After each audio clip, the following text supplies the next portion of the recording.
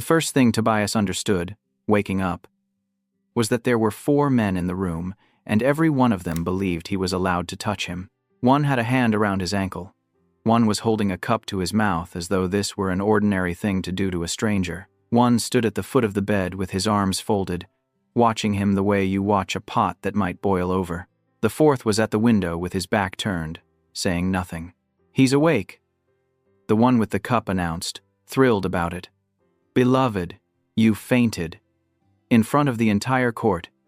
"It was the best thing that has happened all season." "I'm sorry," Tobias said. "Beloved, you have been asleep since the opening rite," said the one holding his ankle, who was, unfortunately, the most beautiful person Tobias had ever seen. "We have all been out of our minds." Tobias looked down at his own hand. 4 rings sat on it, 1 for each of them, and he did not remember putting on a single one. At the window, the 4th man finally turned around and looked at him. Every candle in the room went out. Below, in the great hall, the fountain went off like a burst pipe, and somebody began to scream. Before we dive in, let me know in the comments where in the world you're watching from. Now, back to the story. The night before all of this, Tobias was eating cold noodles standing up in a break room that smelled of floor cleaner, reading the first chapter of a book he despised, for the second time, because he had finished the thing months ago and had gone back to the beginning, which he was not proud of. It was called the Moonbound season, and it was, by any reasonable measure, garbage. An Omega in a fantasy kingdom gets courted by 4 alphas at once. All of them impossibly handsome, none of them with jobs, and every chapter was another scene of somebody pinning somebody else against a marble column while a servant fainted in the background. Tobias had been reading it for months. He read it on his break, on the bus, in bed with the lights off until his eyes stung, and every time he finished a chapter he put his phone face down and said out loud, to nobody, that it was garbage. He was 26. He worked nights restocking a shop that sold overpriced candles to people who never looked at his face. He had a cracked phone, a room above a laundrette, and a crooked left ring finger from a break that had healed badly when he was small. Nobody had ever fought over him. Nobody had ever fought over anything of his. The appeal of the book, if he was honest, which he was trying hard not to be, was that in it somebody was wanted so badly that 4 men would ruin themselves over it. The chapter ended the way it had ended the first time, with the protagonist collapsing at the opening rite of the season. Tobias read the last line, snorted, said garbage, and fell asleep on top of the covers with his shoes on. He woke up with a hand on his ankle. The ceiling was the first problem, very far away and painted with women in blue throwing flowers at something he could not see from this angle. The bed was the second, enormous and curtained, the sheets the kind of fabric he had only ever touched in shops where they watch you. The 4 men were the third, and the 4th problem, the one that tilted the room, was his own left hand. The finger was still crooked. Same bad angle, same small ridge of bone where it had knitted wrong. That was not how this was supposed to work. In the book, the protagonist woke in a body that was not his own, and spent a whole chapter admiring it in a mirror. Tobias had his own hands, his own knees, his own bitten thumbnail, his own body wearing a robe worth more than every object he had ever owned. "You are very pale," said the beautiful one at his ankle. "Should he be this pale?" "He is always that color," said the one with the cup, who was younger, and grinning, and had the look of somebody who had never been told no and had built a personality out of it. "It's part of the appeal. Tragic little moon. Do not call him that. He likes it." "I don't," Tobias said. "He likes it," the young one repeated, and pushed the cup at him again. The one at the foot of the bed had not moved. He was the biggest person in the room by a distance that felt rude, shoulders like a doorway, arms folded. And when Tobias looked at him, he inclined his head very slightly and said nothing whatsoever. And the 4th was at the window, and had turned, and was looking at him. He never did work out what happened in his chest. It was not attraction, or not only. The man was hard to put an age on, dark coat, gray at one temple, a face built entirely out of not giving anything away. He did not smile, and he stayed where he was.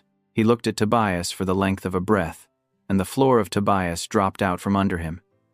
And every candle in the room went out at once with a sound like a held note ending. Then the fountain exploded.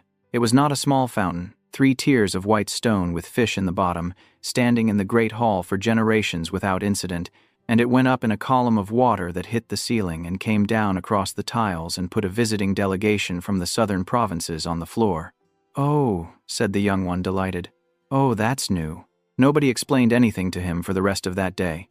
It was the same thing that happens when you ask a fish about water. He learned it in scraps, by following people down corridors and asking questions that made them look at him strangely, and by sitting an entire afternoon in a window seat while a girl with a mop cleaned up the flood and answered him with the flat patience of someone who thinks you might be unwell. The kingdom was called Halvane. The court was the Moon Court, a name he found ridiculous until he saw what it was for. Under the floor of the great hall, running out beneath the whole city in lines you could see faintly at night if you stood in the right place, there was a ward. It kept things out. What things? Nobody would say. And the girl with the mop said the word wildlands quickly, and then did not say it again. The ward ran on bonds, and that took him longest to swallow, because the book had explained it in a paragraph he had skimmed. In Halvane, the pull between an alpha and an omega was not a private matter.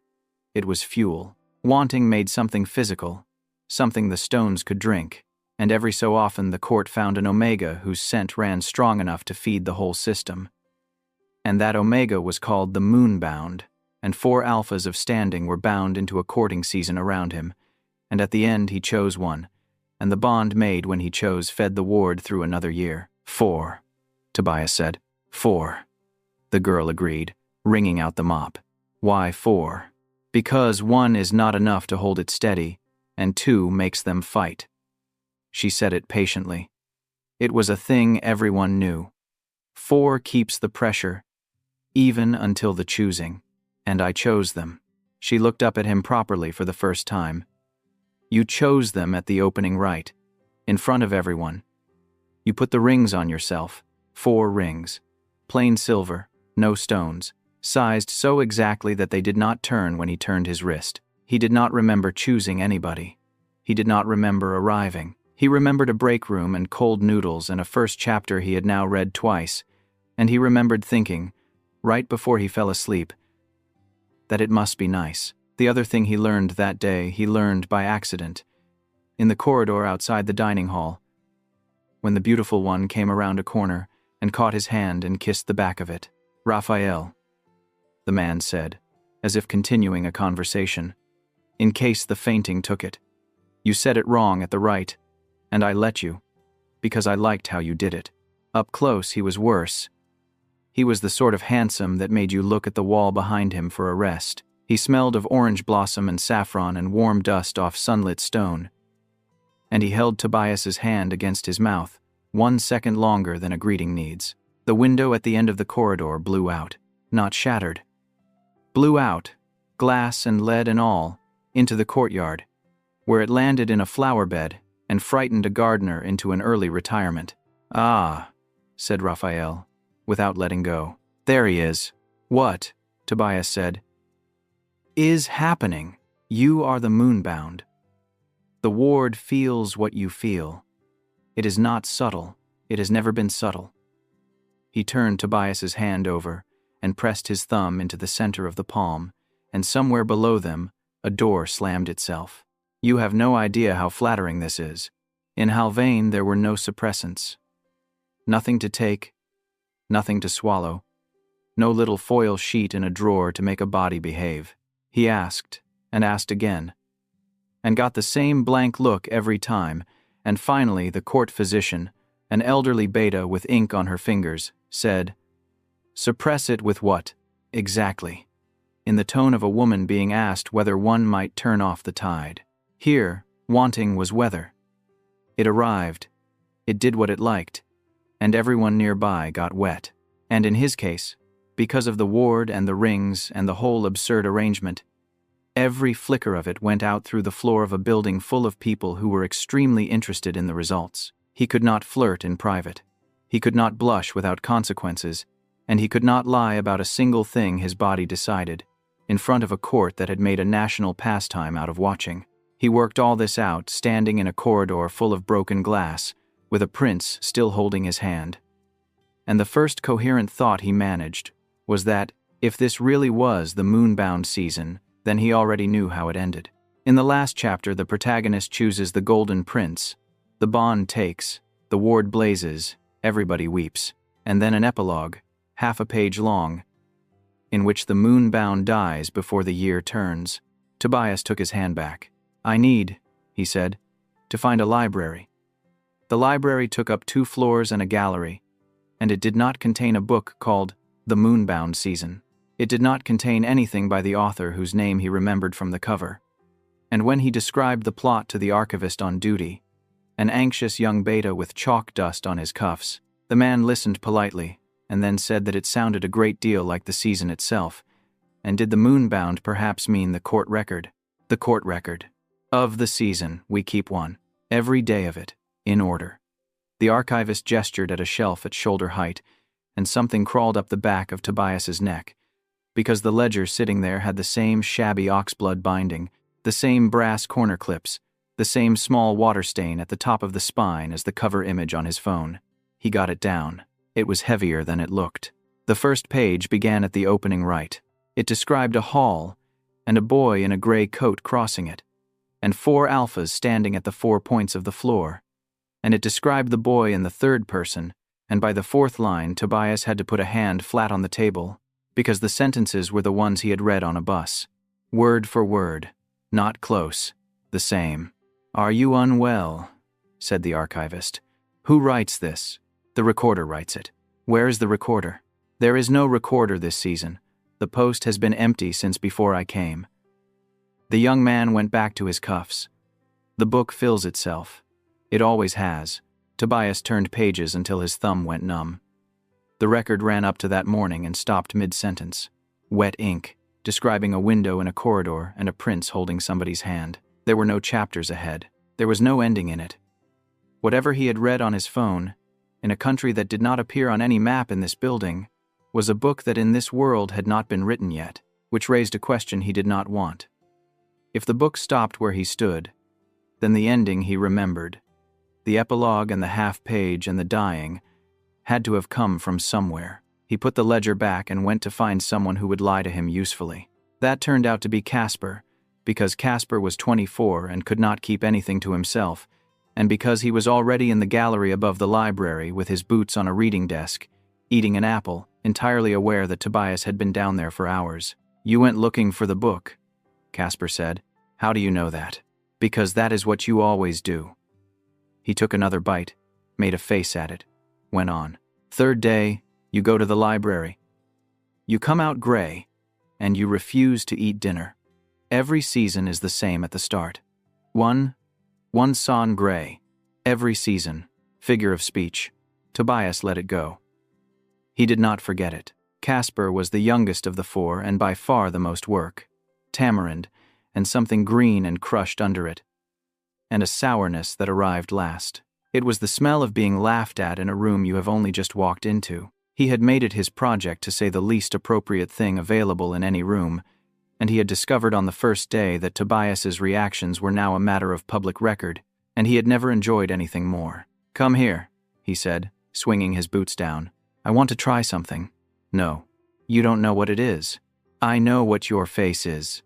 Casper laughed and came anyway, and put one hand flat on the shelf beside Tobias's head, and leaned in until there was very little room left in the world, and said, at a volume meant only for the 2 of them, exactly what he would do if the court ever gave them a night alone and nobody to answer to.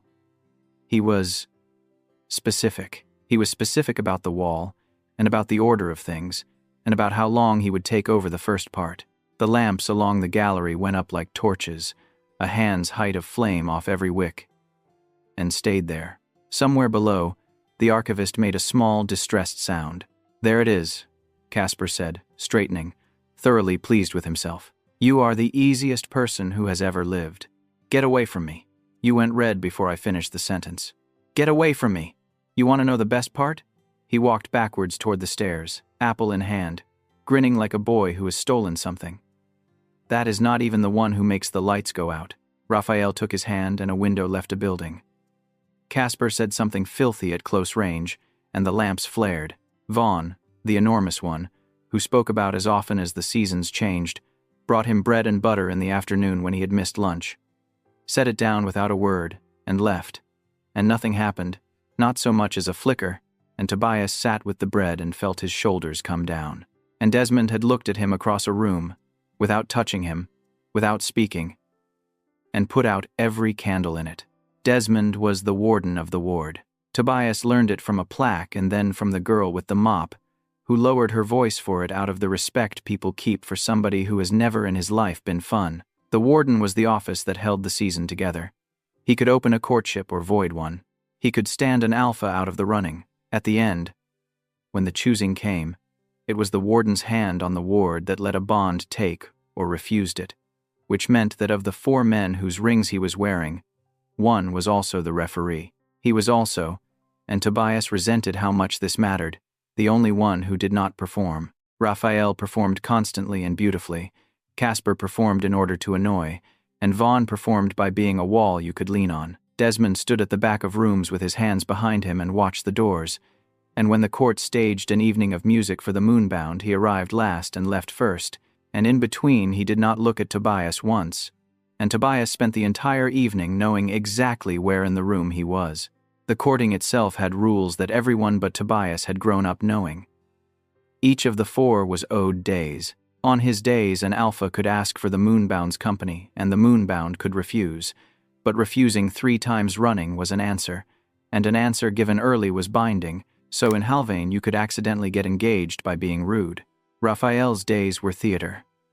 He took Tobias out on the water in a boat with a striped awning and had musicians in a second boat trailing behind. It would have been embarrassing if he had not been so plainly happy about it, sitting there in the sun with his sleeves pushed up, explaining the names of the islands. "You are not enjoying this," Raphael said, halfway out. "I'm enjoying it fine. You are doing the thing with your mouth. The flat thing." He leaned forward, elbows on knees. "Tell me what would be better and I will do that instead. Truly, I have no pride about it." "That is not true, you have enormous pride." "I have enormous pride about most things," Raphael agreed. "Not about you." He said it lightly and it landed hard, and Tobias had to look at the water for a while. The trouble with Raphael was that he was not a joke. In the book he had been a joke. A wall of golden hair and speeches. And here he was a man who noticed that Tobias had not eaten and did something about it without making a scene, who apologized properly the one time he crowded him, who said on the way back in, with the light going orange over the harbor, that he knew what the season was for, that he wanted very much to win, and that he would rather lose than be chosen by somebody who had run out of options. Tobias kissed him. Nobody had ever offered him a way out of anything before. He leaned across the space between the seats and kissed Raphael on the mouth. And Raphael made a sound he had plainly not planned to make, and caught the back of his neck, and kissed him properly, warm and unhurried and thorough, a hand sliding under the edge of his collar to find bare skin at the nape. Every fish in the harbor came up at once. The whole surface broke silver for the length of a street, and the musicians stopped playing. And on the quay, people began to point.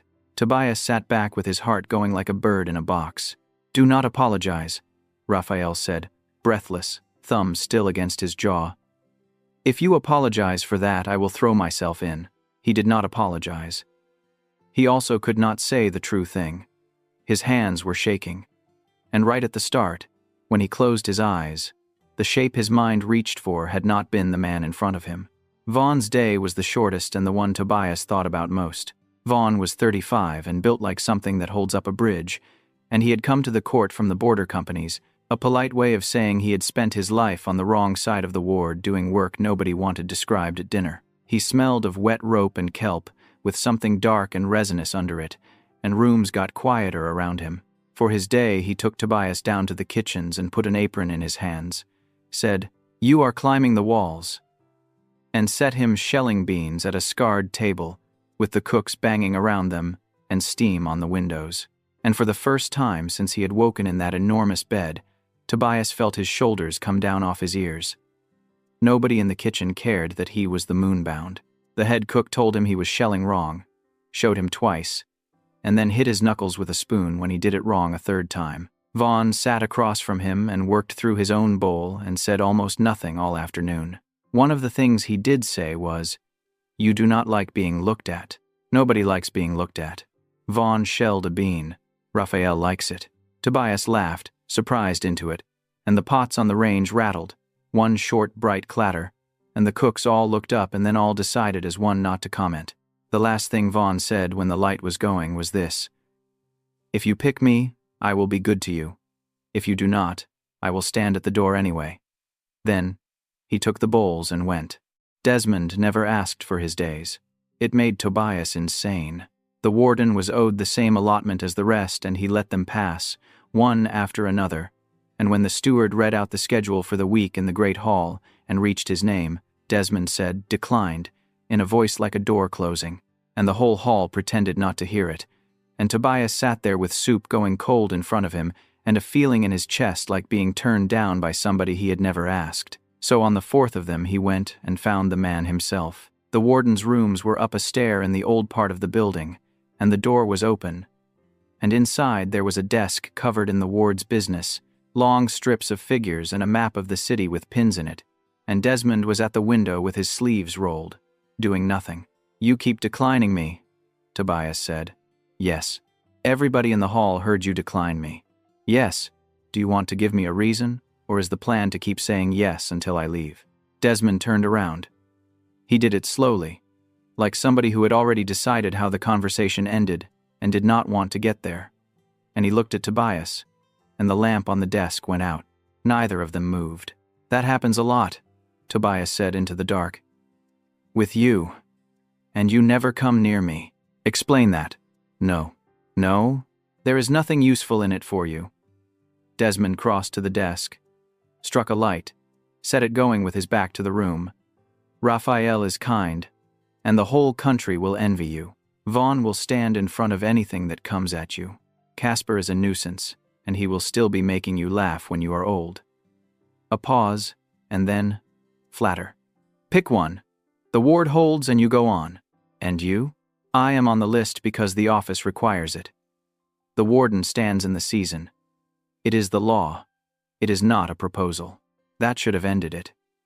It was clean and reasonable, and it explained the whole thing, except that as Tobias turned to go, his foot went into the dip on the third stair down from that landing, the one that sat a finger lower than the others, and Desmond's hand was already out, not fast and not a flinch, open and waiting, before Tobias had started to fall. He did not take it. He got his balance on the wall instead and stood there with his heart going and his mouth dry, looking up at a man in a doorway who had put his hand out for a stumble that had not happened yet. "How did you know I do that?" "Everyone does that," Desmond said. "The stair is uneven." He shut the door.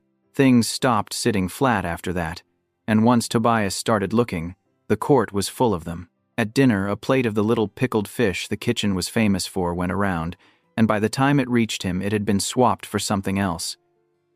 And when he asked why, the server said the warden's office had sent word at the start of the season that the moonbound did not eat fish with the eyes in. Tobias had never told anyone that in his life. He had refused those since he was small because of a bad afternoon at a market with his mother, in a country that did not exist here. At the ward inspection, walking the lines under the hall with half the ministry, he put a hand on the wall to hold himself up, and Desmond, without turning, said, "Left of the seam, the stone sweats on the right," and Tobias moved his hand, and only afterwards worked out that Desmond had not looked to know where he had put it. And late, in a very long evening, while Raphael was making a table of ministers laugh, Casper leaned over and said, "Lo, ask him about the count." "About the what?" "The count." He was not grinning, and he had the look of somebody saying a thing he had been told to leave alone. "He keeps one. In the desk. Amen. Question. Nobody is allowed to look at it, and he has never told anyone what it is a count of." He rolled his glass between his hands. "Ask him. He will not answer, but watch his face when you say it." 1. The storm came in before the season was half over, which in Halvane meant wind coming down off the wildlands, and the ward drinking hard, and the whole city dark by evening because the lamps could not be kept lit. Tobias woke because his room was wrong. It was too warm, and then too cold, and his skin hurt in a way he had no word for. And there was a sound coming out of him that he did not recognize, and when he got to the window, the ward lines under the streets were pulsing in the dark like something with a fever. He did not know then what it was. In this country, with nothing to take and nothing to stop it, a body starts building toward its cycle days before it arrives, and nobody had thought to warn him, because nobody here had ever needed warning. He got as far as the corridor before his legs stopped agreeing with him. Desmond found him on the stairs. Of course he did. He came up with his coat open and no lamp, as though he had been awake anyway, and crouched in front of him and did not touch him. "Breathe out," he said. "Longer than you take in. Do that until I say, something is wrong with me." "Nothing is wrong with you. Your season is early because you have been frightened for weeks. Out. Longer than in." Tobias did it. It helped, which was infuriating. Below them, the ward went brighter. A low light coming up through the boards, and Desmond looked at it once and made a sound like a man watching a bill arrive. "You should not be here." Tobias got out. "You are the only one who never comes near me, and now you are the one on the stairs." "Yes. Why?" And Desmond said, very quietly, in nothing like the voice that had declined him in front of the court, "Because I cannot hear you make that sound and stay upstairs." The building came on. All of it, top to bottom, out of a dead, storm-dark night. The lamps, the sconces, the great chandelier below that took 2 men and a winch to light, the lines under the floor, and the wind went out of the corridor, and Tobias got a fistful of Desmond's collar and pulled. What he kept of it was the wall against his back and the cold of it through his shirt, and Desmond's hand coming up to cradle the back of his head before he hit stone. Even then, the back of his head, the first press of his mouth, careful, a question. The second one, when Tobias answered it, was not careful. Star anise and cold pewter and snow, and under it something turning over that made his knees useless, and Desmond's other hand at his waist gathering his shirt up out of the way to get at bare skin, palm flat against his side, thumb moving once across his ribs like a man checking that a thing he wanted was really there. The 2 scents went together and made something neither of them had alone, warm and close and slightly worn, like the inside of a coat somebody else has been wearing all day. "Say my name," Desmond said against his jaw. "Desmond." Again. He said it again and it came out broken in the middle. Desmond made a low sound, got a hand under his thigh, lifted. Tobias's back went up the wall and his fingers went into his hair. Below them, the chandelier began to swing. Then Desmond stopped. He stopped the way you stop a horse, all at once and from the shoulders down, and he set Tobias down on his feet and stepped back, and the look on his face was the first thing Tobias had ever seen on it. "I can't," he said. "Not you. Not again." The lights went out across the whole city, and in the dark, with the wind coming back in and his own pulse deafening him, Tobias said, "What do you mean? Again?" "I have stood in seasons before," Desmond said. "The office is older than either of us. That is all that means." It was a good answer. It was the answer of a man who had prepared one, and Tobias took it, because his legs were shaking and his mouth still tasted of somebody else, and he had nothing left that night to fight with. He took it for days. Then he waited until the warden's rooms were empty, which took planning, and went in and opened the desk. He had told himself he was looking for the ward figures.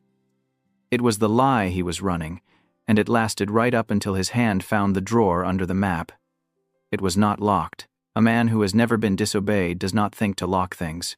Inside there was a single book. Small, the kind of thing a soldier carries, with nothing written on the outside of it. Tobias opened it expecting columns, dates, the business of keeping a wall standing. It was tally marks, page after page of them in the same hand, 4 upright and 1 across, 4 upright and 1 across, filling both sides of the paper and going on until the ink changed and then went back again, as though the same pen had been bought again and again. There were no words anywhere in it except at the top of the first page, where somebody a long time ago had written 1 line and then never written another. The line said, "So that at least one of us is counting." Tobias sat down in the warden's chair without deciding to. He turned pages for a while. His hands did the work while the rest of him stood off to the side and refused to arrive. Near the back the marks stopped mid-row, and after the last one there was a smudge where a thumb had rested on wet ink, and the thumb had been shaking. He put it back. He shut the drawer. He went down to the library and got the oxblood ledger off the shelf at shoulder height and carried it to the window and started at the beginning. The opening right. The boy in the gray coat crossing the hall. 4 alphas at the 4 points of the floor. The same sentences he had read standing up in a break room with cold noodles going soft in a carton, and this time he read them slowly. And this time he looked at the margins. There was handwriting in the margins. Small, cramped, at an angle, in pencil, the sort of note a person makes when he is arguing with something. Beside the description of the right, somebody had written "Do not kneel" this time, beside a passage about the harbor. The boat is a trap. He tells you something on the way back and you believe him, and that is how it starts. Further in a shakier version of the same hand, ask him about the count earlier. You always leave it too late. Tobias knew the handwriting. He had been looking at it his whole life. It was his own, right down to the way the letter G gave up halfway. The lamps in the library did not flare. Nothing in the building moved. There was nothing in him for the ward to reach. Just a quiet room, and a man holding a book he had already lived. Desmond found him there when the light had gone blue in the windows. He did not ask what Tobias was reading. He came and stood at the end of the table with his hands behind his back, the warden's posture, the one he wore like armor, and waited. And when Tobias finally spoke, his voice came out strange and small. How many? Do not. How many marks are in the book, Desmond? I will not say the number, Desmond said. Saying it is worse than knowing it. Tobias put his hand flat on the page to stop it moving. Say the whole thing, out loud, in order, because if you make me guess, I will guess wrong, and I will never be able to unhear the wrong version. So Desmond told him, and he told it badly, which was how Tobias knew it was true. He started in the middle and had to go back. He stopped once and looked at the window and started again from somewhere else. He used the word "we" and corrected himself to you, and then gave up on pronouns and just said the facts, one at a time, like a man setting stones down in a line. The season always ran the same way. 4 alphas, 1 omega, a choosing at the end. The bond took, the ward lit, the city held, and then, before the year turned, the moonbound died, every time. Nobody killed him. The ward drew, and a bond made for the ward's sake rather than the man's own could not keep up with it. And so the moonbound burned down like a wick asked for more light than a wick has. Half a page in the record, quiet, sensible. The court grieved properly, and then found the next one. Except that the warden of the ward, alone among all the offices of Halvane, has his hand on the thing itself. And a man with his hand on the thing itself can, at terrible cost, ask it to give a season back. You turn it over, Tobias said. I turn it back to the opening right, and everyone forgets. Everyone forgets. The court, the 3 of them, the city. The book empties itself and starts filling again from the first day. He was looking at the table. You forget, but not you. No, not me. I do not know why. I have stopped wondering why. How old are you? I do not know that either, Desmond said. I stopped having birthdays somewhere in the middle of it. I have the face I came in with, and I have been wearing it a long while. I only know that when it turns, I am standing at my point on that floor with my hands behind my back, and you come in through the north door in a gray coat, and you look at the ceiling first, because you always look at the ceiling first. Tobias could not feel his own face. Then where do I come from? He said. Between them, because I remember a room over a laundrette. I remember the floor cleaner in the break room. I remember my mother. I remember years of it, Desmond. I remember being 12. And Desmond said, the ward gives you somewhere to wait. That was the one that took the floor out. It cannot hold a person for a year in nothing, so it makes you a place. A small one, quiet and gray, and nobody in it who wants anything from you, because that is the safest shape it knows how to build. His voice did not change, and somehow that was worse. You have described it to me before. A shop that sells candles, a bus, a phone with a broken corner, and the book. You always find the book. There is writing in it. Tobias turned the ledger round on the table. In the margins. In pencil. It is mine. Do not tell me it is not mine. I know my own G. Desmond looked at it for a while without touching it. The record wipes, he said. Ink goes. Pencil is not the record. It is on top of it. I worked that out a long time ago, and I have not taken that book off the shelf since, because I did not want to know what you had been telling yourself. Casper said every season. Casper says things. He said it and then he took it back, and he was not joking. Some of it comes back, Desmond said. Not as memory, as habit. He has been saying that sentence to you for years, and he does not know why he says it. And if you asked him tomorrow, he would tell you it was a figure of speech. Tobias looked down at the ledger under his hand, at the oxblood binding and the brass corner clips and the small water stain at the top of the spine, and thought about all those nights lying in the dark reading about a boy who was wanted by 4 men, saying out loud to nobody that it was garbage, and feeling every time that low pull under his ribs he had been too proud to call longing. He had not been reading a novel. He had been reading the last thing he did. It gives it to you as a story, Desmond said. Because a story is the only shape a mind will take that in.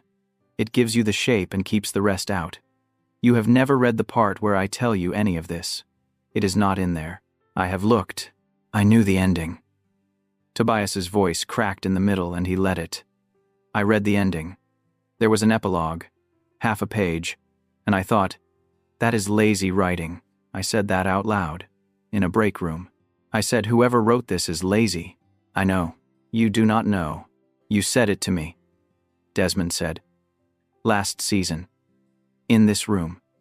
In those words. Neither of them said anything for a while. And the light finished going out of the windows, and down in the hall the court was assembling for dinner without them. And a man was tuning a fiddle badly. The rings, Tobias said at last. I put them on myself. She told me that, in front of everyone, and I do not remember doing it. You put them on every time. Because I chose them. Because the rite requires 4, Desmond said. And the 4 are chosen for you by the ministry, before you ever set foot in the hall. And then you stand in front of the whole court and put on the rings so that it looks like a choice. It has never been a choice, not once, not in any of them. Tobias started laughing. It was not a good laugh, and it did not go on long. 4 boyfriends, he said. I have been walking around this building for weeks, feeling guilty about all of them, about which one I am being unfair to, and they were handed to me off a list. Yes, and you. You are on the list because the office requires it. That is what you told me. It is true, Desmond said.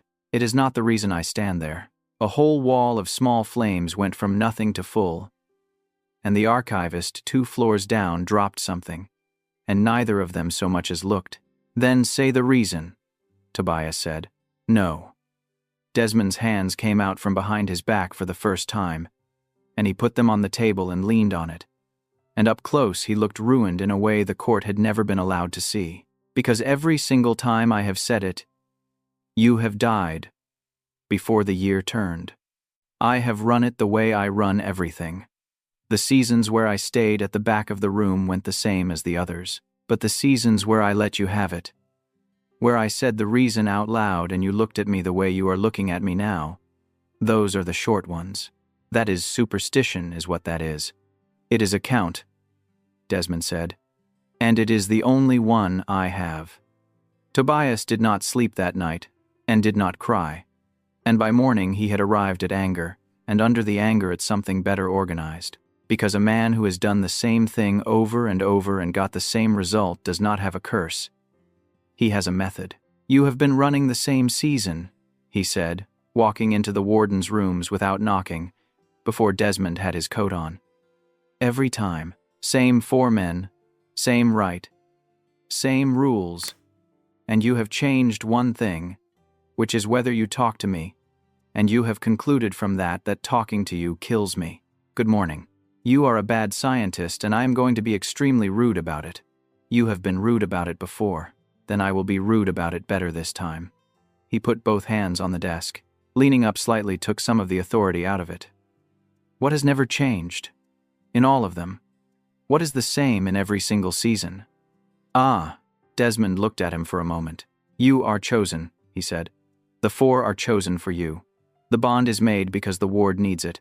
Nobody in that hall has ever asked you what you want. Including me. Right. So what happens if I choose? Not the right. Not the rings. Out loud, on purpose, knowing everything, in front of all of them. I do not know. Good, Tobias said. Neither do I. That is the first new thing that has happened here in however many years you have been keeping that book. They agreed on nothing that morning, which he counted as progress, because the alternative was agreeing to be careful, and being careful was the thing that had killed him more times than a man had been willing to write down. They also agreed to say nothing to anybody. That is a difficult arrangement in a building where the floor tells everyone what you are feeling. The court noticed something within days and drew the wrong conclusion beautifully. More than once, the great chandelier lit itself at an hour when there was nobody near the winch, and the fountain, only just repaired, went off again during a dull briefing about grain, and everyone turned to look at Raphael, who had not glanced up from his papers, and who said afterwards, cheerfully, that he had never been so publicly credited for so little. Casper worked it out first, because Casper always worked things out first and then sat on them for the pleasure of the timing. You know what I like about you, he said, cornering Tobias at the top of the stairs where the light was bad. You think you have a face. I do have a face. You have a shop window. Watch. Here I am. Here is my mouth. Here is my hand on the wall. Here is me telling you exactly what I would do to you if the court gave us an hour. Nothing happened. The lamps sat there, small and yellow and entirely unbothered. Casper straightened up with his eyebrows somewhere in his hair. Well, he said, that is a great deal of information. Casper, do not panic, tragic little moon. I am not going to tell anyone. He walked backwards down 2 steps, hands up. I want it on the record that I am being magnificent about this, historically magnificent. I want that in the book. He told nobody. He also, from that afternoon, began turning up wherever Tobias had been cornered. Always with a reason, never the same reason twice. The nights were the problem. There was nothing to take. That was the shape of life in Halvane, and nobody but Tobias found it remarkable. And so his body did what bodies here do. It ran at its own speed toward its own cycle with no break on it. And every day of the season the pull got worse. And the man he wanted was the one man in the building he could not be seen wanting. They found ways. There was the fitting before the mid-season presentation, when the tailors put him on a stool in a room full of mirrors and went to find better pins. And Desmond, who had come to deliver a message about the ward and had not delivered it, stepped up behind him and did the collar hooks himself. He did not touch skin. That was the entire point of it, and both of them knew. And he took a long time over 3 small hooks with his knuckles brushing the back of Tobias's neck and his breath moving the hair there, and in the mirror Tobias watched his own face come apart while the candles went up tall along the wall behind them and stayed there. And neither of them said one word about it. You are doing that on purpose. I am fastening your collar. You are fastening it very slowly. It is a complicated collar, Desmond said, and his mouth was close enough to the join of neck and shoulder that the words landed on skin, and Tobias's hand shot out and gripped the back of the nearest chair hard enough to hurt. There was the night in the ward tunnels, an inspection with lanterns, when the party got ahead of them and Desmond pulled him into an alcove by the front of his shirt and kissed him with the whole city's magic humming through the wall at their backs, and Tobias got a hand under his shirt and flat against his stomach and felt every muscle there lock. Desmond said, "Wait," and did not let go of him. He said it again and pulled him closer, and the lanterns of the party ahead stopped moving because every lantern in the tunnel had gone up to twice its brightness. They got their hands off each other before anyone came back. Tobias stood there with his shirt untucked and his mouth stinging and said, "You are supposed to be the disciplined one," and Desmond, still breathing hard, said, "I have been disciplined about you for a very long time," and that sentence did more damage than the kiss had. And there was the night Tobias went up to the warden's rooms with no excuse at all. He did not knock. Desmond was at the desk with his sleeves rolled and the ward figures spread out, and he looked up, and Tobias shut the door and stood against it and said, "I do not want to talk about the count." The papers did not get put away so much as swept. He was lifted onto the desk. He had not expected that, and something came out of him he would be embarrassed by later. And then Desmond's mouth was on his throat. on the soft place under the jaw, working down, and his hands were pushing Tobias's shirt up out of the way with a kind of controlled starvation, and Tobias got his legs around him and pulled him in and stopped being able to think in sentences. "Tell me to stop," Desmond said into his collarbone. "No, Tobias, no," he said, and put a hand flat on his chest and pushed him back far enough to be looked at, and then kissed him anyway, until neither of them had any air. "You have stopped a lot. You have stopped for years. Do not stop tonight." Every window in the old wing frosted over, on a warm night, in the middle of the season, and the frost made a pattern the archivist would later find in a book of ward phenomena listed under an old word meaning, roughly, two answering as one. They did not go further than they should have. They went right up to the line and stood on it, and it was Desmond who pulled back at the last forehead against Tobias's, both of them wrecked, and said, "Not like this, not with the season on you and the whole building drinking it. When you have it, I want it to be yours." Tobias, who had never in any life been given a reason to believe he was worth waiting for, put his face against his shoulder and stayed there. The mid-season presentation was where it came apart, and it came apart in the politest possible way, in a hall full of people in good clothes, because of an old woman in gray who did not raise her voice once. The Moon Regent held the ward's charter. She was old enough to have watched her own ministers go gray. She had been in the room for every season anybody living could remember, and she had a way of listening to a long answer with her hands folded that made the person giving it hear how long it was. She had Tobias brought to her chair after the music. "You have not been eating," she said. "I have been busy. The rings are loose on you." She did not look at his hands. "The ward has been erratic since the storm. My ministers tell me it is the wind. I have been in this hall a long time and it has not once been the wind."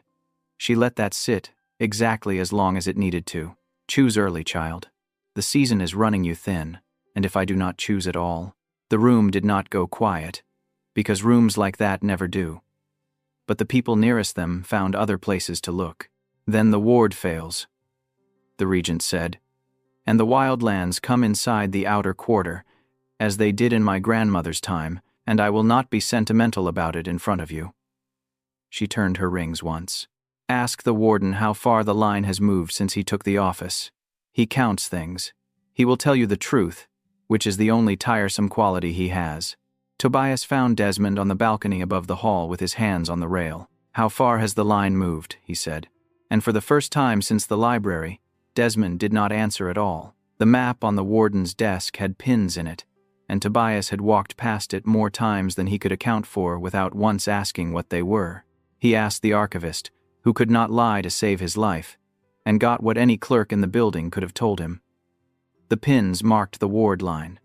The old ones were brass. The newer ones were iron, because the brass had run out at some point and nobody had ordered more. Then Tobias went up to the warden's rooms while they were empty and stood over the map and counted the iron himself, and got partway along and stopped, because he did not want the number any more than Desmond did. The line had come in steps, and the steps were all the same size, and they went on for about as long as the marks went on in a small book in a desk drawer. Tobias sat on the library floor between the shelves for a long time with his back against the wood, working it out on his fingers like a child.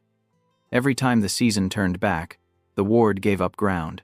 Every time the warden of Halvane refused to let one man stay dead, the wall around the city took a step inward, and the villages that had been inside it that morning were outside it by evening. And the maps agreed, and the ministry agreed, and there was nobody left who could say when it had changed. Vaughn found him there, because Vaughn had a talent for turning up where people go to be alone. "You have been in this building all day looking for something," he said, and sat on the floor beside him, which took some doing at his size. "How long were you on the border?" "Long." "Did you lose people out there?" Vaughn was quiet for a few breaths. "There was a village called Ash. Good bread. I was billeted there twice." He turned his hands over and looked at them, went out one spring to walk the line, and the line was on the wrong side of it. Nobody at the ministry could tell me when that had happened. They kept saying it had always been there. He shrugged with one shoulder. I stopped asking. You get called mad in the companies if you keep asking. And if somebody told you it happened on a particular night, for a particular reason, because a man in this building wanted something very badly, Then I would want to know if the man was sorry, Vaughn said. He sat a while longer and then got up and went, and left Tobias sitting there with it.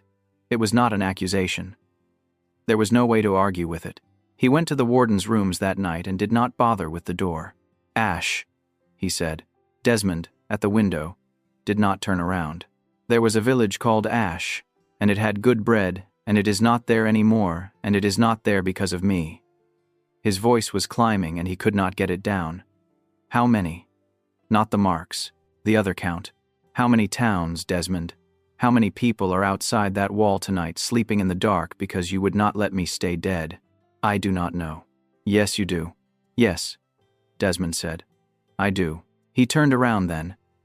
He had been waiting years for somebody to come up those stairs and say it to his face. And now that it had happened, there was no relief in it. Say it. It does not go in a number. That is why I never put one on it. His voice was still level. He had said all of it to himself before. It is farms. It is a road that used to go somewhere. It is the third bridge, which will go next. And after the third bridge, it is the outer quarter, and there are people asleep in the outer quarter tonight who are only there because I could not stand in that hall and watch it happen to you again. Then swear to me you will not do it again. Nothing. Swear it. Tobias crossed the room. That is all I am asking. Not that you stop loving me. I would not know how to ask for that, and I do not want it. Swear that when this season ends, however it ends, you leave it ended. If I am dead, I stay dead. No, Desmond, no, he said. And there was nothing left of the warden in it. Ask me for something else. I will walk out of this building tonight and never look at you again. Before the hour is out, if that is what you want, I will give the office up in front of her tomorrow. Not this one, because I have found out what I am, and what I am is a man who will turn it again. People are dying. Yes, you are choosing me over a city. Yes, Desmond said, and I have done it more times than I can bring myself to count, and if you told me the whole of Halvane would go dark tomorrow, I would say it again tonight, and that is not a thing I am proud of. It is a thing that is true. There is a particular silence that comes after somebody tells you they love you in the worst possible way. Tobias stood in it and understood that he was not going to be argued out of this. Not tonight. Not in a week. Not on any stair in this building. The man had made his peace with being the villain of it a long time before tonight, so he did the only thing left. He waited until Desmond went down to the tunnels for the evening inspection. He opened the drawer under the map. He took the small book with the tally marks in it and carried it through the sleeping court to the regent's apartments, and he made a servant wake her. She read it standing up, in a dressing gown, with her hair down. And it took her a long time, and she did not say one word until she had turned the last page. You understand what you have brought me? Yes. Say it then. I will not have it done by hint. Tobias's hands were shaking so hard he had to put them behind him. He has been turning the season back, he said, with the ward. Every time I die at the end of it, that is a count of how many times. He got the next part out badly, stopping and starting. The line moves in when he does it. That is what has been happening to the border. It is not the wildlands. It is us. That is the whole of it. The regent closed the book. Sit, she said. You are gray.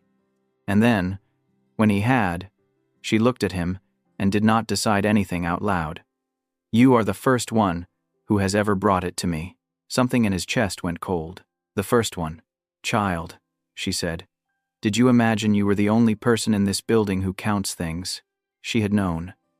Not all of it, and not for long, but she had known the shape of it. She had sat in that chair through many seasons, and she knew when her own kingdom stopped adding up, and she had let it run, because the alternative was a city with no ward at all, and because the warden was the best she had ever had, and because, she said, without any softness whatsoever, she had assumed that whatever he was doing, he would eventually stop. He will not stop, Tobias said. No, she agreed. That is now apparent. She stood Desmond down at the opening of the hall the next morning, in front of the whole court, in one sentence. Tobias repeated it to himself for days. She said, the warden's courtship is void, and his office is suspended. That was all.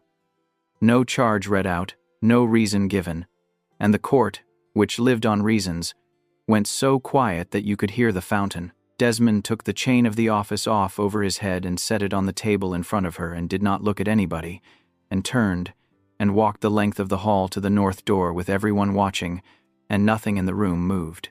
The candles burned as though he were not there. He stopped once, at the door, and looked back. Not at the regent. "You did the right thing," he said. "I want you to hear me say it, because in a few days you are going to decide that you did not." Then he went out, and the door shut. And Tobias stood in the middle of the moon court with 4 rings on his hand, and one of them belonging to nobody. Nobody would tell him where Desmond had gone, so he got it out of a laundry maid, in exchange for being the only person that week who had asked her name. He had gone out to the 3rd bridge. He had not taken a house or a posting. He had gone to the place where the line was thinnest and joined the work gangs who set the marker stones.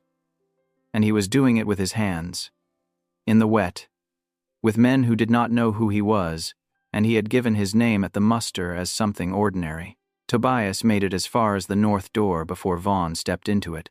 "No. Move." "No," Vaughn said, and did not move, and could not be moved, and there was no unkindness in his face. "Your season is on you. You would not get past the outer quarter.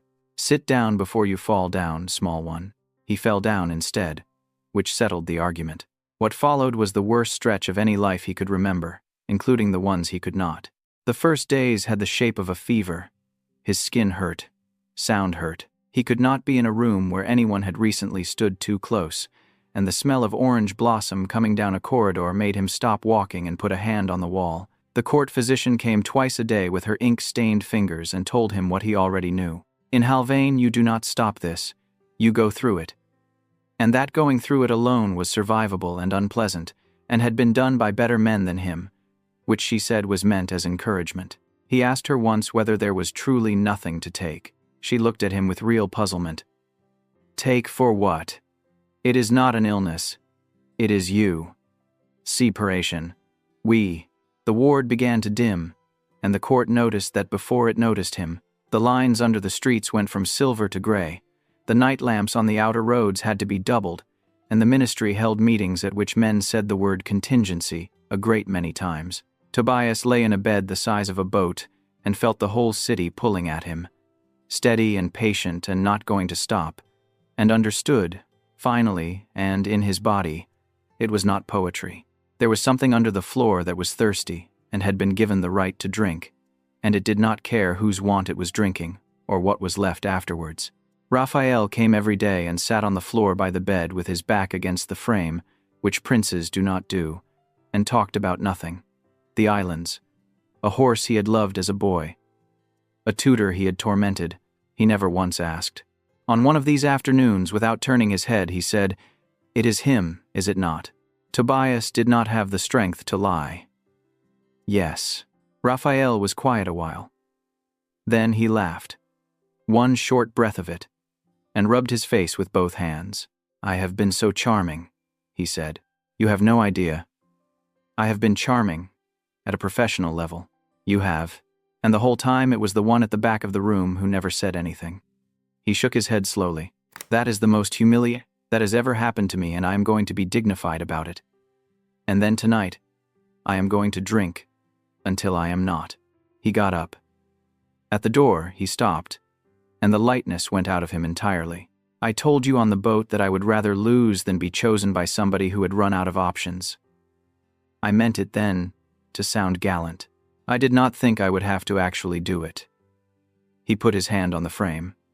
"I am not going to withdraw. If you cannot get to him, if this is all there is, then I will stand there and take your hand and be good to you for as long as you have, and I will never once make you feel it was second best. But you are going to have to look me in the face and pick me.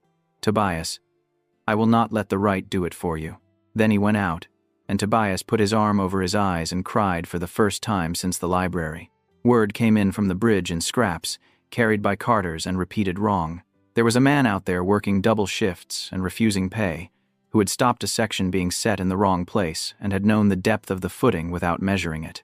The same man did not sleep in the barracks. He sat out at the edge of the line at night, facing the dark, and the gangs had decided he was mad in the harmless way and had begun leaving food beside him, which he ate without appearing to notice. Casper brought the last of it, sitting on the end of the bed at an hour when he should not have been there. He asks about you.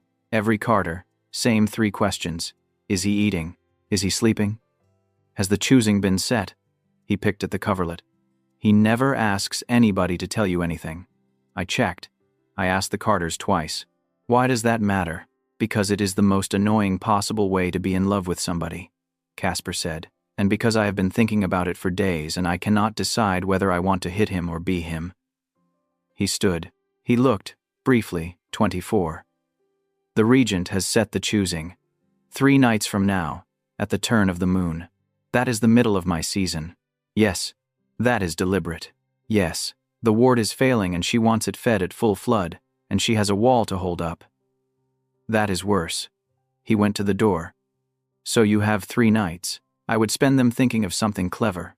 Personally, you are usually clever. It has been noticeably absent lately. The dark hours before the choosing were the ones Tobias would carry with him. He lay there with the ward humming under the floor and his own body running at him like a train, and he went through all of it properly for the first time. He had been dead, many times, in a way that had a number attached to it in a book he had put into an old woman's hands. Somewhere in between, he had lived a small, gray life over a launderette. In a room a wall had built for him because it was the kindest room it knew how to make, and he had lain in it reading his own death as a serial and calling it lazy writing. Then he had walked into this court and put on 4 rings and believed for weeks that he had chosen them, and that the ministry had chosen well, because it meant not one thing in his life had ever been a decision, and the one true unforced act of his existence had been to take a book out of a drawer and destroy the man who kept it. He thought about ash and the good bread. The outer quarter would go next, and then the rest of it. And somewhere out past the 3rd bridge, a man was sitting at the edge of the line facing the dark, eating food he had not asked for. Somewhere near the bottom of it, he found the thing he had been circling for weeks. Every bond that thing under the floor had ever been fed was a bond made for its sake. In a hall, on a schedule, by a boy in a gray coat with a ministry list behind him. Nobody had ever tried the other thing, because the other thing was not in the charter, and nobody in Halvane did anything that was not in the charter. Tobias sat up in the dark and said out loud, to a room with nobody in it, "You have never asked anyone." The lamp on the far table lit itself. He got out of bed. It took a while, and he had to hold the post. He put on the gray coat, which was his, and he stood in front of the mirror in the middle of the night with his face the color of paper, and he took the 4 rings off one at a time and left them in a row on the table like coins. Then he went to find the 2 worst men he knew. Casper agreed before Tobias had finished asking, and then spent the next hour being unbearable about how quickly he had agreed. Vaughn took longer. He stood in his doorway with his arms folded while Tobias explained it twice and got it wrong both times. And at the end of it he said, "You will not survive the ride. Probably not. You are asking me to help you kill yourself faster. I am asking you to stand at the door," Tobias said. "You told me you would. On the day with the beans, you said if I did not pick you, you would stand at the door anyway. And I have thought about that sentence more than any other thing that has been said to me in this building." Vaughn shifted his weight, which on him was an argument. Then he went and got his coat. They went out through the kitchens, because Casper knew the cook who took deliveries before dawn and had spent his entire adolescence sneaking through that door for worse reasons, and they took the Carter's Road because the gate road had ministry men on it. Vaughn drove. Tobias lay in the back under sacking with his face against the boards and the whole world too loud, and every rut in the road got a noise out of him, and Casper, sitting beside him with his knees up, put a hand flat on his back and left it there and for once in his life said absolutely nothing. The sky was going gray at the edges when they came up on the 3rd bridge. It did not look like the end of the world. It looked like roadworks, carts and stone and a line of men with their sleeves rolled, setting markers in the wet, mist off the river. Somebody frying something over a brazier, and past all of it the land simply went on and got dark in a way that had nothing to do with the hour. Desmond was at the far end of the line with a marker stone in his arms. He had it up against his chest, walking it into place, and it should have taken 3 men to move it, and when he looked up and saw a cart, and then saw who was getting down off the back of it, He set the stone in the mud very carefully, as though it mattered enormously that it not fall over. And then he did not move. Tobias got about halfway. He would have liked to make it the whole way, but his legs had been arguing with him since the outer quarter, and he went down on one knee in the mud of a work road with the whole gang staring, and Desmond crossed the distance faster than a man that size should be able to, and got him up off the ground and against him. The mist around them turned bright. Every lantern on that stretch flared and settled. "You should not be here," Desmond said into his hair. "I know. Your season is at full. I know." Tobias. "Shut up," Tobias said, with a handful of his shirt. "You have not seen me in days and you are doing arithmetic." They got him to the brazier, and somebody found a blanket, and the gang, with the enormous tact of men who work outdoors, all found urgent business at the other end of the bridge. Casper sat on a stone with his back to them, loudly complaining about the mud, at a volume that let two people talk. For a while Desmond just held on to him. Then Tobias said, "I gave her your book." "I know. I want to say it out loud and have you hear me say it. I took it out of your desk while you were in the tunnels and I carried it to her rooms and I woke her up and I told her everything. And I did it because I wanted it to stop and because I could not make you stop, and I would do it again. And I have been sick about it every night since. I know. Stop saying, you know. I am saying it because you are waiting for me to be angry," Desmond said. "And I have had days out here to find the anger, and it is not in me anywhere. You did the one thing in this whole business that anybody has done for the right reason." He pulled back enough to look at him. "I need to say something now, and I am going to do it badly. You do everything badly. It is your best feature. I made you into a thing that happens to me." Tobias stopped breathing for a second. "That is not the turning." He stopped and started again lower down. "I put you in a book. In a drawer. I made a mark and I shut the drawer, and that was the whole of what I let myself do about you. And I told myself it was so somebody was counting. And it was not that. It was so I did not have to stand in front of you and be a person." He looked at the mud for a while. "You come in through the north door and I watch it start and I already know the whole shape of it. To the day. That is not a thing a person should be able to say about somebody." His hands were not steady. "You have spent this whole season trying to find out if one thing you ever did was your own. And it was me. I was the one deciding, quietly, where you could not see it, every time, and calling it keeping you alive. He got the last of it out flat. That is what I am sorry for, not the rest of it. That." Tobias put his forehead against his chest and stayed there. "Say it in one sentence," he said, muffled. "You are stalling." "I loved you like a habit instead of like a choice," Desmond said. "And you deserved to be chosen." The sun came up over the wildlands, which nobody out there ever watched. "There is a way," Tobias said eventually. "I think there is a way, and I need you to not do arithmetic at me for the next 2 minutes. Go on. It has never been given anything. The ward. Not once. Not in any of them." He was talking too fast and let himself. "Every bond it has ever had was made for it. In that hall, on the schedule, off a list. So it drinks and there is nothing at the bottom, and it goes through whoever is holding it, because you cannot live on something that was never yours. That is not it either. I had it better in the cart, and you want to give it a real one. Outside the right," Tobias said. "No rings, no ministry list, and nobody's hand on the ward deciding whether it takes. I want to stand in the middle of that floor and choose you in front of every person in Halvane, and I want the ward to have to decide what to do about a thing it has never seen." Desmond looked at him. "It may kill you where you stand." "Yes, it may kill you, and I will have sworn not to turn it." "Yes," Tobias said. "That is the other half of it, and it is the part I am asking you for, and I am not going to ask twice." He got hold of the front of the man's coat with both hands. "Whatever happens tonight, it is the last one.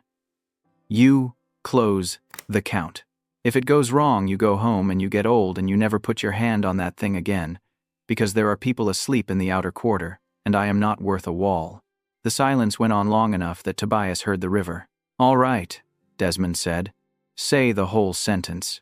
If you die tonight, I will let you stay dead," Desmond said, and his voice broke on the last word of it, in front of everybody, and it was the only time in that entire season that anyone heard the warden of the ward make a sound like that. The hall at the turn of the moon was as full as it had ever been. The whole ministry, the border companies, the guilds, the outer quarter, everybody who could get through a door, because the ward had been dimming for weeks, and a city knows when it is being asked to hold its breath. The regent sat in the gray chair with the charter on her knees. 3 of them stood at 3 of the 4 points on the floor, and the 4th point was empty, and every person in that room had an opinion about it. Tobias came in through the north door in a gray coat and looked at the ceiling first. He got as far as the middle of the floor before the steward said, with real distress, that the moonbound was not wearing the rings. "No," Tobias said. "They must be worn for the choosing." "I know." The regent raised one hand and the steward stopped, and she looked down at Tobias with the charter under her palms. "You are going to do something to my hall." "Yes, I would rather you did not." "I know," Tobias said. "I have thought about it, and I am going to do it anyway. And I would like to say why, and I am not good at this, so it is going to come out in pieces." He had prepared nothing. He had tried, in the cart, and everything he came up with sounded like a speech from a book he had once read on a bus. So he stood on the moon court floor with his season on him, taking his weight on one leg, and said what he had in whatever order it came. "I do not know how many times I have stood here." His voice was not steady, and he let it not be. "I do not remember any of them. There is a number and I did not want it, and I am not going to stand here and guess at it in front of you. What I know is that every single time, somebody handed me 4 names, and I put on the rings, and everyone clapped, and it looked exactly like a choice." He stopped, and then went on too fast, the way people do when they have decided not to cry. "That is the part I cannot get past. That it looked like one. That is what I have been angry about for weeks, and I did not have the words for it until this morning in the mud. Somebody in the gallery coughed and it sounded enormous. So I am not doing that one." He held up his bare hand. "The rings are on a table upstairs. I am not choosing off a list tonight. I am not being fed to a wall by a room full of people who all agree that it is sensible." The regent's hands did not move on the charter. "The warden's courtship is void. I voided it myself. In this room. In front of all of them. I know. He has no standing here." "I know that too," Tobias said. "I am not asking you for standing. I am telling you what I want, which nobody in the history of this building has ever once asked me." And it was Raphael who moved. He came off his point on the floor and crossed to the gray chair, and he did it as a prince, and everybody in the hall understood the difference. "Ma'am," he said, "I withdraw." The hall made a noise. "You cannot withdraw. You are first of the 4. I am first of the 4, and I am the crown's man in this season. And I am telling you that the ministry list is a list, ma'am, and my grandmother is the one who put it in the charter." He put his hand on the back of her chair. Nobody breathed. He lowered his voice so that only the front rows got it. "You have watched this hall burn a man out at the end of every season since you were a girl, and you have called it duty. And it has not worked once. He is offering you something nobody has tried, and you are going to refuse it over paperwork. And if it fails, then it fails tonight instead of in the spring," Raphael said. "And we will all still be standing here, and you will have lost nothing except a boy you were going to lose anyway." Casper's voice came from the second point, pitched to carry, enjoying himself. "I withdraw as well, obviously. Put my name in the book. I want it recorded that I was magnificent." And Vaughn, at the third point, said nothing. He walked off his point and went and stood at the wall with the servants, and the room went quiet. The regent sat with the charter on her knees for a long moment. Then she lifted it and set it face down on the floor beside her chair, which no one alive had seen done. "The choosing is open," she said. The north door opened and Desmond came in with mud still on his boots. He had no chain of office and no standing, and no right to be in that hall at all, and he crossed it the way he had crossed every room Tobias had ever watched him cross, without hurry, looking at the doors, and stopped an arm's length away. "You do not have to do this in front of them," he said. "Yes, I do." "Then say it to me and not to them." "That is what I am doing," Tobias said. Everything in him was pulling one way by then, from the scalp down, the season at full flood and the ward coming up under the floor to meet it. The edges of the room had gone soft, and the thing under the stones turned its attention on him like a face. He said, "I choose you."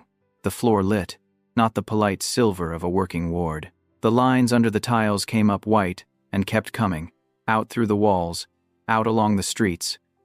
And the great chandelier went up without anybody near the winch, and every lamp in the moon court, and every lamp in the city under it flared at once, and the ward made a pressure behind the ears rather than a sound, and the whole hall took a step back, and then it began to pull.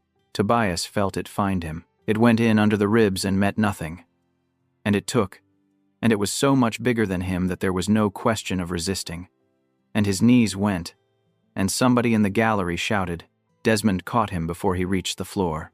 "Look at me," he said, on his knees with him, both hands on his face. "Tobias, it is not taking, it is asking. Do you understand what I am telling you? It has never asked before.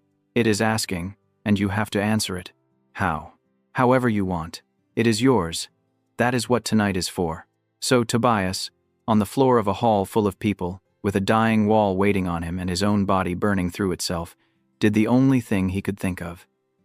There was nothing noble in it, and no ceremony. He took Desmond's face in both hands, which he had never done, and brought him down, and kissed him. He gave it everything. He did not hold one thing back. Not the wanting, not the weeks of it, not the corridor in the storm, or the collar hooks, or the desk, or the mud by the brazier, and he did not give it as a payment, or a duty, or a thing owed to a charter. He gave it because it was his and he wanted to. And Desmond said his name into his mouth. Wrong. Twice. And gathered him up off the tiles and gave it back. The ward went quiet.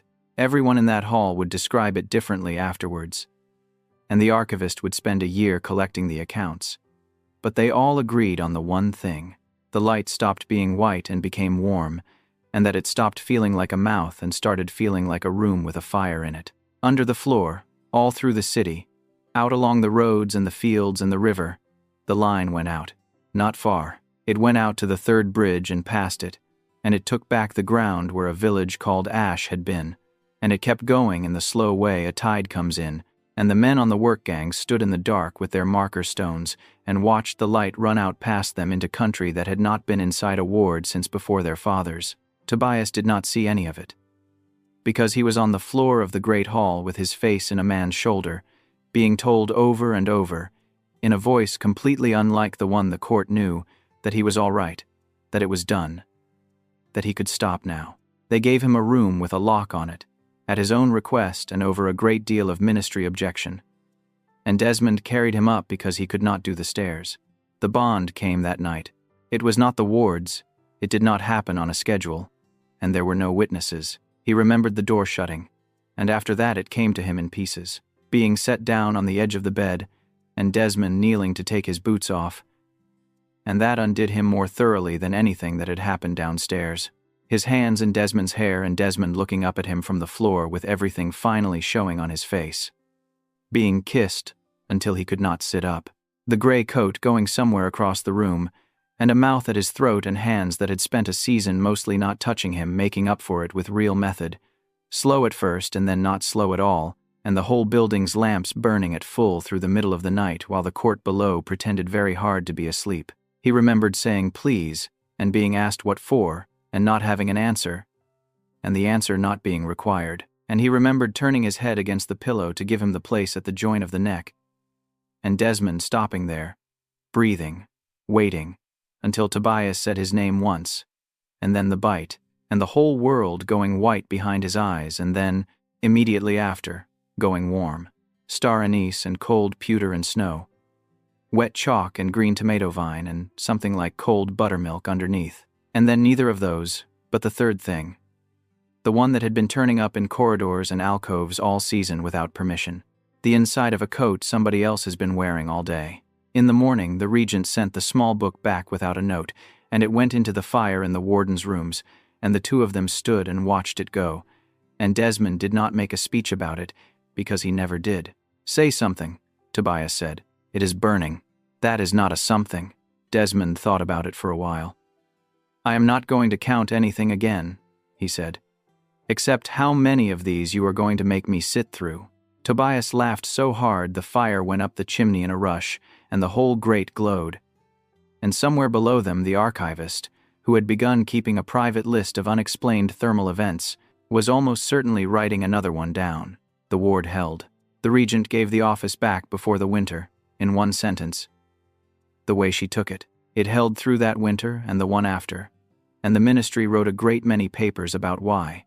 And the papers all said different things. And the regent read every one and made no comment. There has not been a moonbound since. The office was not abolished, because in Halvane nothing is ever abolished.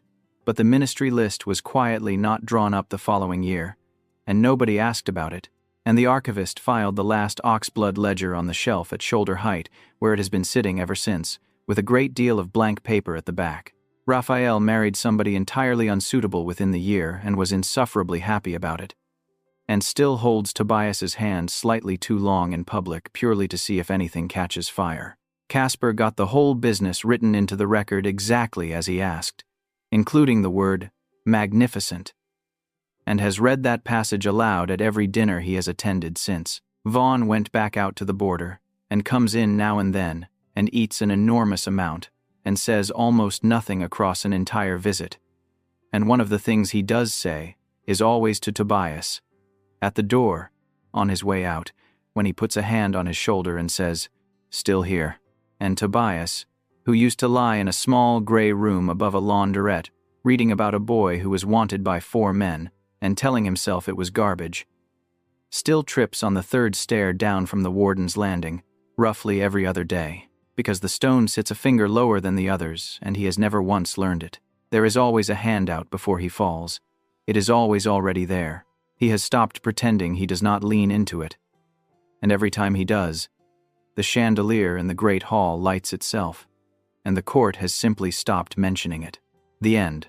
Thank you for listening. If you enjoyed the story, tell me your thoughts in the comments. I'd love to hear from you.